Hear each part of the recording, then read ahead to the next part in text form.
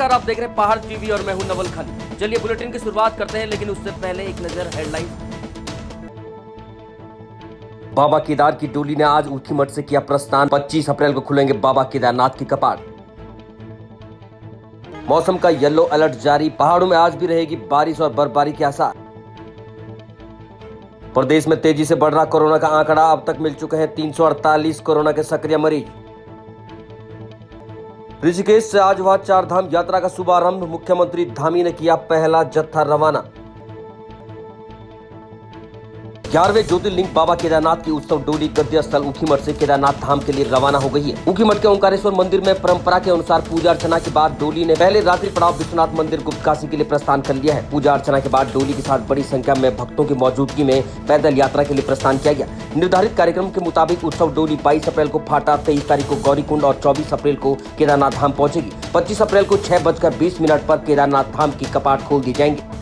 उत्तराखंड में भी लगातार कोरोना मरीजों का आंकड़ा बढ़ता ही जा रहा है। इसके मद्देनजर स्वास्थ्य विभाग की व्यवस्थाओं का जायजा लेने के लिए कांग्रेस प्रवक्ता गरिमा मेहरा दसोनी और प्रदेश प्रवक्ता शीशपाल सिंह बिष्ट ने बृहस्पतिवार को केंद्रीय औषधालय चंदन नगर का औचक निरीक्षण किया। दसोनी के मुताबिक 2019-20 में कोरोना महामारी के दौरान खरीदे गए कोरोना के उपकरण केंद्रीय औषधालय में यथावत पड़े हैं, लेकिन इसके बावजूद सामान की डिमांड केंद्र को भेजी जा चुकी है। ये केवल जनता के टैक्स के पैसों की बर्बादी है। दसोनी ने कहा कि बड़ी संख्या में 108 की नई गाड़ियों की खरीद हुई। गाड़ियां स्वास्थ्य महानिदेशालय में पड़ी हुई है, जो कि आम जन के लिए जीवनदायिनी का काम कर सकती हैं, लेकिन इस पर भी कोई सूद लेने वाला नहीं है। चारधाम यात्रा के लिए श्रद्धालुओं का उत्साह साफ तौर पर देखा जा सकता है। कल से यात्रा शुरू हो रही है, जिसको लेकर मुख्यमंत्री धामी ने ऋषिकेश से यात्रा का शुभारंभ भी कर दिया है। प्रशासन ने अपने स्तर पर भी सभी तैयारियां पूरी कर ली हैं, लेकिन इस बीच लगातार बढ़ रहे कोरोना के मामलों ने भी चिंताएं बढ़ा दी हैं, जिसको लेकर सरकार ने कोरोना एडवाइजरी भी जारी कर ली है। साथ ही मौसम को लेकर भी गाइडलाइन जारी की गई है। स्वास्थ्य विभाग ने सभी यात्रियों से कोरोना की गाइडलाइन का पालन करने के लिए कहा है। राष्ट्रीय आपदा प्रबंधन प्राधिकरण भारत सरकार और राज्य आपदा प्रबंधन प्राधिकरण के तत्वाधान में आगामी चारधाम यात्रा को देखते हुए प्राकृतिक आपदा से निपटने के लिए आपदा प्रबंधन विभाग की तैयारियों को लेकर गुरुवार को उत्तरकाशी जिले में मॉक ड्रिल का अभ्यास किया गया। मॉक अभ्यास में सीमा सड़क संगठन के अलावा अन्य विभागों ने भी भाग लिया। खबर देहरादून के रायपुर से है, जहां रायपुर पुलिस ने पेटीएम के माध्यम से ठगी करने वाले अंतर्राज्यीय गिरोह का पर्दाफाश कर 3 आरोपियों को गिरफ्तार कर लिया। गिरोह के सदस्यों ने पिछले 1 महीने से विभिन्न राज्यों में 8 घटनाओं को अंजाम देते हुए 6,50,000 रुपए की ठगी की है। ये लोग दोबारा से ठगी की घटना को अंजाम देने के लिए देहरादून पहुंचे थे। आरोपियों के कब्जे से 9 मोबाइल फोन, 27 पेटीएम कार्ड और उसके अलावा 60 पेटीएम स्कैनर समेत कई उपकरण बरामद कर लिए हैं। तीनों आरोपी आपस में दोस्त हैं और अधिक पैसा कमाने के लालच में ठगी का काम सीखकर अलग अलग शहरों में ठगी को अंजाम देते थे। ये लोग फर्जी पेटीएम के कर्मचारी बनकर दुकानदारों को उनके पेटीएम स्कैनर ठीक करवाने का बहाना करके मोबाइल से पेटीएम का कंट्रोल अपने हाथ में लेकर पैसों की ठगी को अंजाम देते थे, और जब तक पीड़ित को ठगी का पता चलता तो तब तक बहुत देर हो चुकी होती थी। लेकिन रायपुर पुलिस ने इस बड़े अंतर्राज्यीय गिरोह का पर्दाफाश कर लिया है।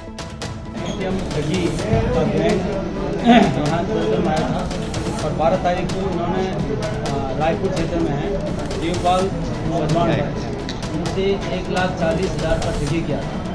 इस पर जब मुकदमा पंजीकृत किया गया, इसमें तहकीकात की गई, इसमें हमारे 3 टीमें गठित की गई और हमने 195 CCTV फुटेज के माध्यम से अंतर्राज्यीय गैंग को हमने इंटरसेप्ट किया। और ये तीनों जो हैं दिल्ली के रहने वाले हैं। उन्होंने जो 1,40,000 का जो ठगी किया था, उस में उनकी अरेस्टिंग भी हमने कर ली है। इसके साथ साथ आपको बता दूं कि करते कैसे हैं। करते ये है कि जैसे इनका एक एडवांस टीम है, स्कूटी में जाकर के रेकी करता है। रेकी करने पर जो है देखते हैं कि भाई आइसोलेशन में दुकान किसकी है। वहाँ जाकर के जहाँ पर कि पेटीएम जो स्कैनर के माध्यम से जो पेमेंट ट्रांजेक्शन दुकान में होता है, वहाँ जाकर के उसको पेटीएम सर्विस चार्ज के नाम पर कुछ पूछते हैं कि भाई आपके जब ट्रांजेक्शन होता है तो पैसा करता नहीं करता है। तो वो कई बार ऐसा हो जाता है कि पैसा करता है तो हाँ में बढ़ते हैं, तो फिर वो उसको पेटीएम जो ऐप है उसको KYC के माध्यम से ठीक करने की बात करते हैं और फिर उसका मोबाइल फ़ोन लग करके उसको बुझा देते हैं। और इस बीच उस दुकानदार के मोबाइल से जो है उसका पेटीएम जो सिम है उसको निकाल करके और अपने मोबाइल में डाल करके उसका जो सिस्टम है पेटीएम वाला सिस्टम ऐप है उसको अपने उसमें एक्सेस प्राप्त कर लेते हैं और वो 48 आवर्स तक जो है वो आपका एक्टिवेट रहता है और उसका जो नोटिफिकेशन उस पेटीएम के माध्यम से जो भी पेमेंट होगा उसको ब्लॉक भी कर देता है। करके इन्होंने 1,40,000 भी किया। पूर्व में भी ये दिल्ली, गाजियाबाद और रुड़की में 6 जगह उन्होंने किया है, जिसमें कि 6.5 लाख की उन्होंने ऐसे ठगी करी है। वो हमने ट्रैक करके इसमें उनको अरेस्ट किया है। इनसे जो बरामद हमको हुआ है, 9 मोबाइल फ़ोन बरामद हुए हैं, 27 ATM कार्ड बरामद हुए हैं और 60 पेटीएम स्कैनर पेज इनसे बरामद हुआ है। 81 नेशनल एक्सप्रेस कंपनी के कार्ड ना के पहले काम करते थे, वो बरामद कर लिया गया है। 3 फर्जी ID से बरामद हुआ है। 3500 की नगदी इनसे बरामद हुआ है और 3 सिम हैं अलग अलग कंपनियों के, ये बरामद हुए हैं। जो स्कूटी दिल्ली नंबर का है वो बरामद किया गया है और जो 3 खाते हैं जहाँ पर जिसमें कि इन्होंने जो ठगी के माध्यम से जहाँ उन्होंने पैसा अपना ट्रांसफ़र किया है, वो 3 खाते हैं जिसमें कि वर्तमान में 40,000 खातों में है, वो हमने सीज किया है। इसके हम और फर्दर जांच कर रहे हैं और जांच करने पर एक बहुत यूनिक टाइप का ये ठगी है और मैं सभी जितने भी लोग मैक्सिमम लोग जो हैं पेटीएम का इस्तेमाल करके ट्रांजेक्शन कर रहे हैं, मैं उनको आगाह करना चाहूँगा। इस तरह की ठगी भी लोग कर रहे हैं, तो पेटीएम के माध्यम से अगर आप कोई ट्रांजेक्शन कर रहे हैं उसको बहुत आपको सावधानी के साथ करनी होगी। टीम को मेरी तरफ से 10,000 के नाम जैसे मैंने पहला कहा कि 6 घटनाएँ कर चुके हैं, रुड़की में कर चुके हैं, दिल्ली में 2 कर चुके हैं, गाजियाबाद में 3 कर चुके हैं और लोग हैं तो फर्दर हम भी जाँच कर रहे हैं। काफ़ी जगह जो है उनको पंजीकृत भी नहीं हुआ है, उनको बता देंगे तो फर्दर हो सकता है कि इसमें और हमको जानकारी चले। उत्तराखंड में सरकारी जमीनों पर लगातार अतिक्रमण हो रहा है। वन विभाग के मुताबिक गढ़वाल में 2294 और कुमाऊं में 9490 हेक्टेयर वन क्षेत्रों पर अतिक्रमण हो रखा है। इन जंगलों में बनी हुई लगभग अब तक 100 मजारों को भी ध्वस्त किया जा चुका है और कई मजारें प्रशासन के निशाने पर हैं। लेकिन अपने आप में बड़ा सवाल है कि आखिर इन जमीनों पर लगातार अतिक्रमण होता रहा और वन विभाग आंखें मूंद कर सोता रहा। ये अपने आप में कहीं न कहीं बड़े सवाल वन विभाग के ऊपर भी खड़े करता है। अब खबर देहरादून जिले के विकास नगर से है। गांव तहसील के अंतर्गत फटेव गांव में पति द्वारा पत्नी की गर्दन पर धारदार हथियार से वार करने से पत्नी ने मौके पर ही दम तोड़ दिया। सूचना मिलते ही पुलिस प्रशासन मौके पर पहुंचा। हत्यारोपी पति को गिरफ्तार कर उसे हिरासत में ले लिया। जानकारी के मुताबिक फटेव गांव निवासी गजेंद्र सिंह चौहान अपने घर पर पत्नी गुड्डी देवी और 2.5 साल की बच्ची के साथ आराम कर रहे थे। किसी कारण उनके बीच में कहासुनी होगी, जिस पर गजेंद्र सिंह घर के बाहर चला गया। गुड्डी देवी अपनी बेटी के साथ सो गई। इसी बीच गजेंद्र सिंह धारदार हथियार लेकर घर में घुस गया और अपनी पत्नी की गर्दन पर वार करने लगा और जंगल की तरफ भाग गया। बच्ची के चिल्लाने पर आसपास के लोग आए और सूचना पुलिस को दी गई। पुलिस ने आरोपी को पकड़कर गिरफ्तार कर आगे की कार्रवाई शुरू कर दी है। गाँव में महिला का बताया जा रहा है कि उसकी पति द्वारा हत्या कर दी गई, तो अभी हमारे द्वारा पंचायत की कार्रवाई और PM की कार्रवाई की जा रही है और आगे की कार्रवाई राजस्व निरीक्षक द्वारा की जाएगी। क्या मानते हो आपके, क्या मतलब कि किस तरह की घटना हो सकती है? अभी तक तो यह कला देख करके हत्या का ही मामला संज्ञान में आ रहा है, अभी हो रहा है और आगे विवेचना राजस्व निरीक्षक द्वारा की जाएगी। विवेचना का जो भी नतीजा होगा माननीय न्यायालय का देखेंगे। अच्छा, हत्यारोपी को गिरफ्तार कर लिया नहीं? हाँ, गिरफ्तार कर लिया गया। क्या नाम था मृतका का, क्या नाम है? मृतका का नाम गुड्डी देवी और जो पति है उनका नाम अब खबर ऋषिकेश से है, जो योग नगरी, तीर्थ नगरी और साहसिक खेलों के लिए विश्व में प्रसिद्ध। लेकिन ऋषिकेश के कुछ बड़े व्यापारी तीर्थ नगरी की गरिमा को ठेस पहुंचाने का काम कर रहे हैं। इस वीडियो में साफ दिखाई दे रहा है कि किस तरह से क्षेत्र रोड पीपल प्लाजा में कुछ व्यापारी बेखौफ होकर जुआ खेलने में मस्त है। जब पहाड़ टीवी की टीम मौके पर पहुंची तो आनंद फानंद में जुआ खेल रहे व्यापारी मुंह छिपाकर 9-2-11 होते हुए दिखाई दिए।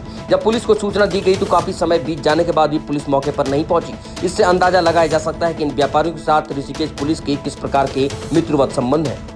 ऋषिकेश तीर्थ नगरी है, यहाँ पे मां गंगा बहती है और 4 धाम यात्रा भी कल से शुरू होने जा रही है, जिसके लिए मुख्यमंत्री पुष्कर सिंह धामी कल यहाँ पर आकर के 4 धाम यात्रा की शुभारंभ करेंगे, शुरुआत करेंगे।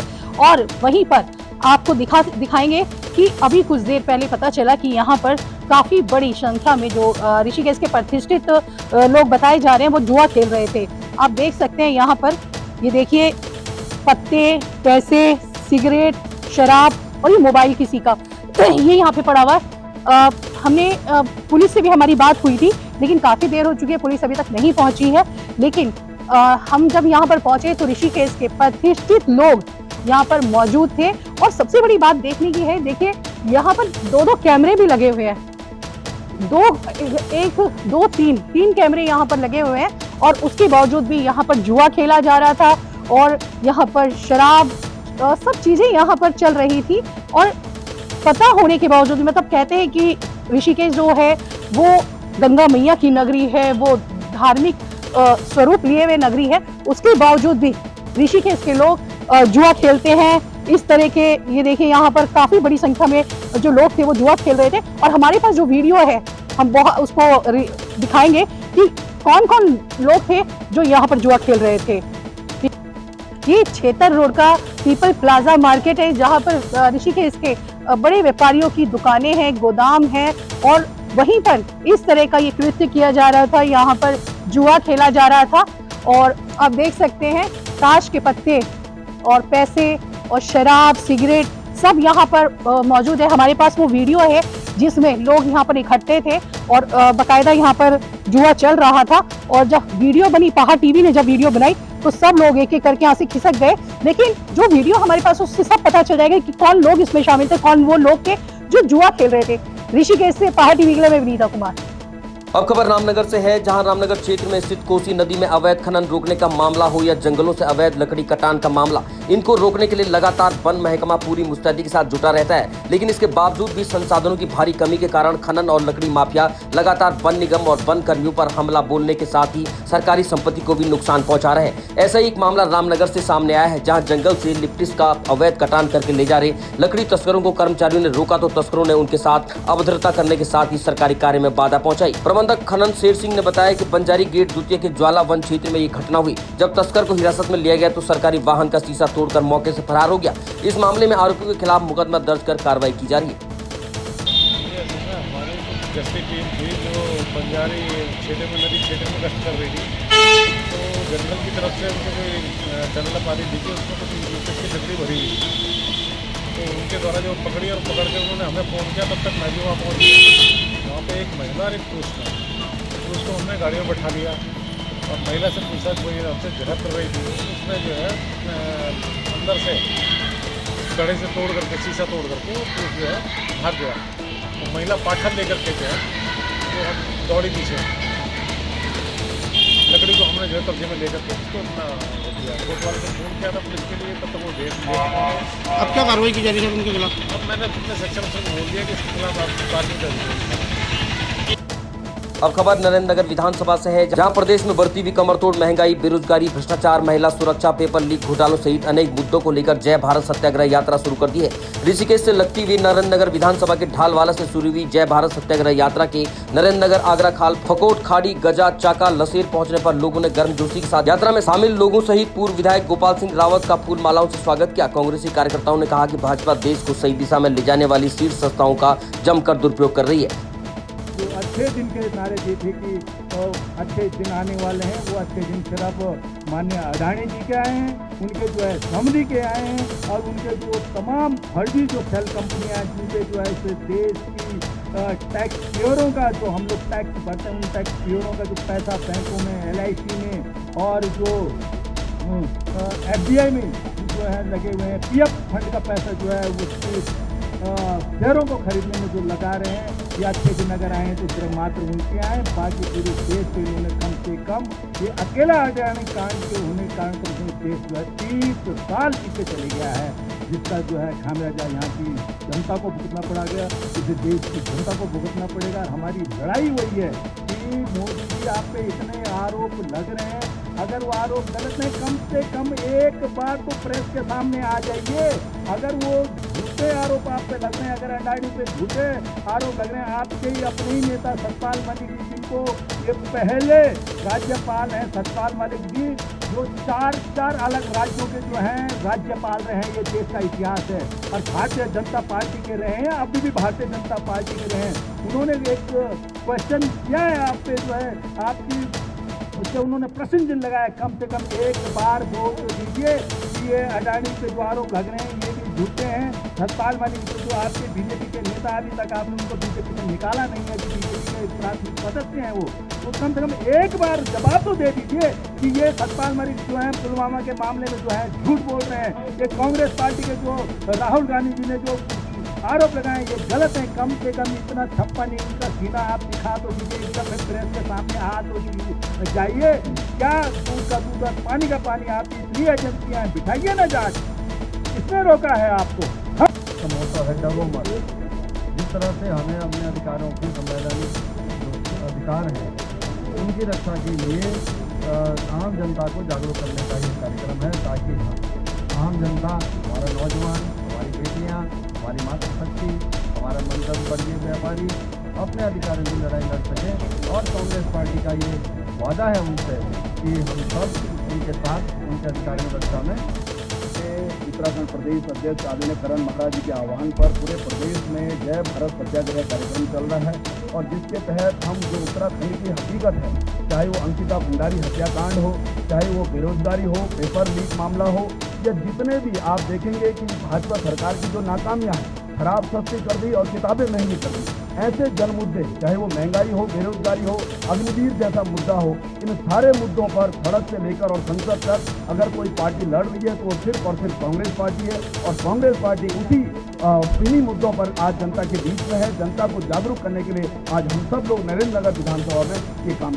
अब खबर देहरादून से है, जहां महात्मा गांधी नमक सत्याग्रह आंदोलन स्मारक स्थल खाराखेत मझौन झाझरा रेंज में शहीद मेजर दुर्गामल मेमोरियल ट्रस्ट की एक विचार गोष्ठी का आयोजन किया गया। देहरादून से 18 किलोमीटर दूर स्थित खाराखेत गांव में 1930 में महात्मा गांधी के आह्वान पर आजादी के मतवालों खड़क बहादुर सिंह बिष्ट और उनके साथियों ने नून नदी में नमक बनाकर ब्रिटिश हुकूमत को चुनौती दी थी। खाराखेत गांव आज भी लोगों के दिलों में देशभक्ति का जज्बा पैदा करता है।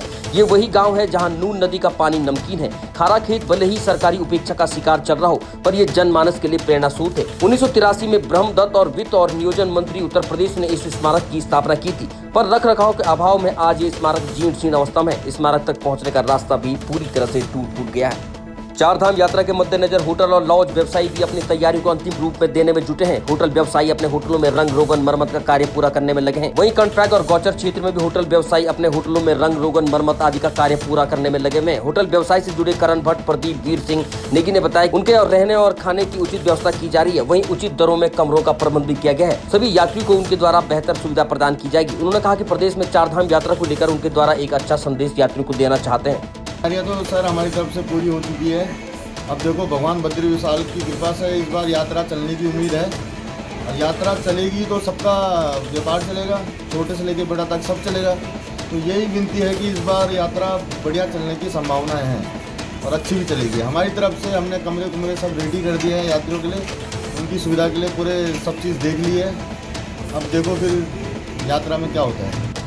खबर चमोली जिले के दूरस्थ गांव पाणा ईरानी से है, जहां बीते दिन हुए भयंकर ओलावृष्टि और बारिश से किसानों की फसलों को भारी नुकसान हुआ है। क्षेत्र के पाणा, भनाली, बोना, ईरानी गांव में गुरुवार को भारी ओलावृष्टि से क्षेत्र में तैयार हुई फसलें तहस नहस हो गई हैं। ग्रामीणों ने उप जिलाधिकारी को ज्ञापन देकर इस नुकसान का निरीक्षण कर किसानों को नुकसान देने की बात कही है। ग्रामीणों का कहना है कि बमुश्किल किसान खेती करके अपना जीवन यापन करते हैं, और ऐसे में इस सब के तहस नहस हो जाने से किसान काफी निराश है।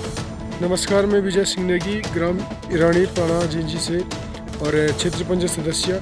और कल शाम 3-4 बजे हमारे ग्राम पंचायत ईरानी पाणा में बहुत भयंकर ओलावृष्टि के कारण जो हमारी जो तमाम ये फसलें हैं इनका जो भारी नुकसान हुआ है। गेहूं, जौ, चौलाई, आलू और धनिया आदि जो किसानों के द्वारा जो खेती में रोपण किया गया था, वो बहुत भयंकर ओलावृष्टि के कारण ज़्यादा नुकसान हुआ। जैसे मटर है, तो मेरी सरकार से गुजारिश है कि हमारे इन किसानों को इस ओलावृष्टि से नुकसान फसलों को इनको मुआवजा दिया जाए। ग्राम पंचायत ईरानी, क्षेत्र पंचायत सदस्य पाणा ईरानी। अभी तक की खबरों में बस इतना ही। आगे की खबरों के लिए देखते रहिए पहाड़ टीवी। तब तक नमस्कार।